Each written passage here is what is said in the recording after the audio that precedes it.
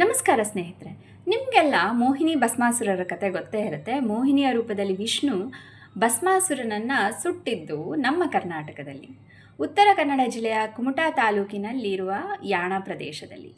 ಈ ರೀತಿ ದುಷ್ಟ ಸಂಹಾರ ಆದಾಗ ಎಷ್ಟು ದೊಡ್ಡ ಮಟ್ಟದ ಬೆಂಕಿ ಹೊರಬಂತು ಅಂತಂದರೆ, ಅದರಿಂದಾಗಿ ಈಗಲೂ ಕೂಡ ಅಲ್ಲಿರುವ ಭೈರವೇಶ್ವರ ಶಿಖರ ಹಾಗೂ ಮೋಹಿನಿ ಶಿಖರದ ಸುತ್ತ ತುಂಬ ಕಪ್ಪು ಮಣ್ಣು ಹಾಗೆ ಬೂದಿ ಥರದ ವಸ್ತುವನ್ನು ನೀವು ಈಗಲೂ ಕಾಣ್ಬೋದು. ಅದರಿಂದಾಗೆ ಈ ಎರಡೂ ಶಿಖರಗಳು ಕಪ್ಪಗಿದೆ ಅನ್ನೋ ಪ್ರತೀತಿ ಇದೆ. ಭೈರವೇಶ್ವರ ಶಿಖರದ ಒಳಗಡೆ ಒಂದು ಗುಹೆ ಇದೆ. ಆ ಗುಹೆಯಲ್ಲಿ ಸ್ವಯಂ ಉದ್ಭವ ಆಗಿರುವಂಥ ಲಿಂಗ ಇದೆ. ಇದಕ್ಕೆ ಮೇಲ್ಛಾವಣಿಯಿಂದ ನೀರು ಬೀಳ್ತಾ ಇರುತ್ತೆ.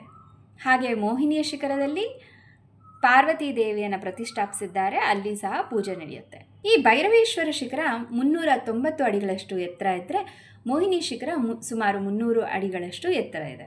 ಪುರಾಣದ ಪ್ರಕಾರ ಈ ಕತೆ ಹೇಳಿದ್ರೆ, ಭೂಗರ್ಭಶಾಸ್ತ್ರ ವಿಜ್ಞಾನಿಗಳು ಏನು ಹೇಳ್ತಾರೆ ಅಂದರೆ, ಇದು ಕಪ್ಪು ಸ್ಫಟಿಕದ ಸುಣ್ಣದ ಕಲ್ಲುಗಳ ಸಂಯೋಜನೆಯಿಂದ ಆಗಿದೆ. ಹಾಗೆ ಈ ರಾಕ್ಸ್ ಯಾಕೆ ಈ ಶೇಪಲ್ಲಿದೆ ಅಂತ ಕೇಳಿದ್ರೆ, ಅದರ ಮೇಲೆ ಬಿದ್ದಿರುವಂಥ ಆ್ಯಸಿಡ್ ರೈನ್ಸ್ ಕಾರಣ ಅಂತಲೂ ಹೇಳ್ತಾರೆ.